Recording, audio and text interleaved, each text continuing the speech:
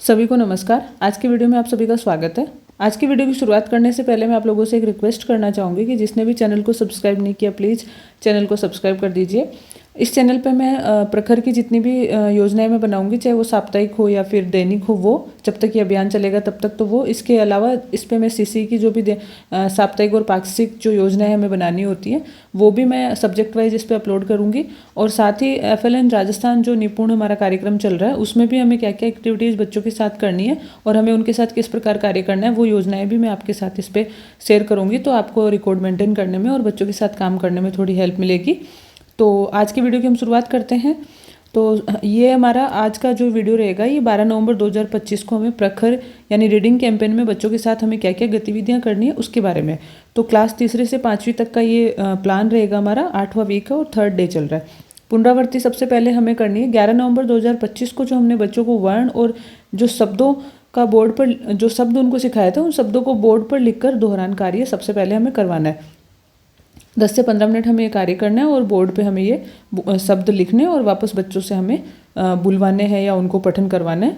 ये कार्य हमें करवाना है। उसके बाद हमें मौखिक भाषा विकास में ग्रुप A और B यानी C1, C2 और C3 के बच्चों को आज अनुभव आधारित चर्चा में घर या विद्यालय में खेले जाने वाले खेलों पर चर्चा करवाएंगे तथा खेलों से संबंधित जानकारी हम बच्चों को देंगे, या बच्चों के भी कुछ अनुभव जुड़े हुए हों किसी खेल को लेके पर्टिकुलर, तो हम एक एक बच्चे को बोलने का मौका देंगे जो भी बोलना चाहे, ताकि वो अपने उनकी मौखिक भाषा का विकास हो सके। और 15 से 20 मिनट हमें ये कार्य करना है। चार्ट की हम इसमें हेल्प ले सकते हैं। जैसे हमें मार्केट में स्टेशनरी की दुकान पे कुछ मिनिएचर चार्ट मिल जाते हैं जिसमें अलग अलग गेम्स के चित्र दिए होते हैं, तो वो बच्चों के साथ हम शेयर कर सकते हैं। अन्य सहायक सामग्री में हम, अगर क्लासरूम में टीवी लगा हुआ है तो हम टीवी पे अलग अलग खेलों के बारे में बच्चों को बता सकते हैं। और साथ ही हम मोबाइल से या फिर लैपटॉप से भी हम बच्चों को इनके बारे में जानकारी दे सकते हैं।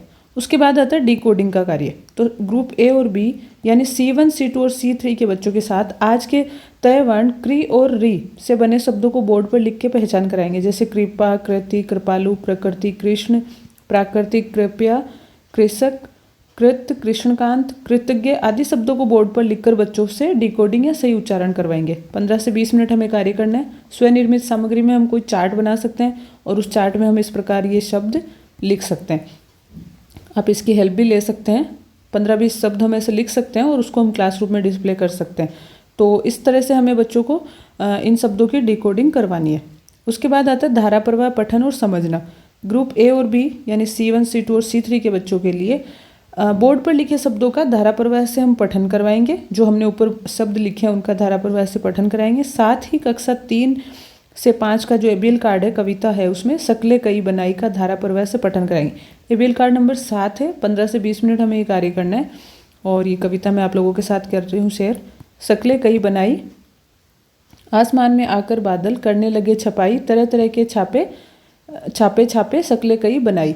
कहीं फुदकती चिड़िया छापी, कहीं कबूतर के जोड़े, कहीं दौड़ते हिरण बनाए, कहीं बने हाथी घोड़े।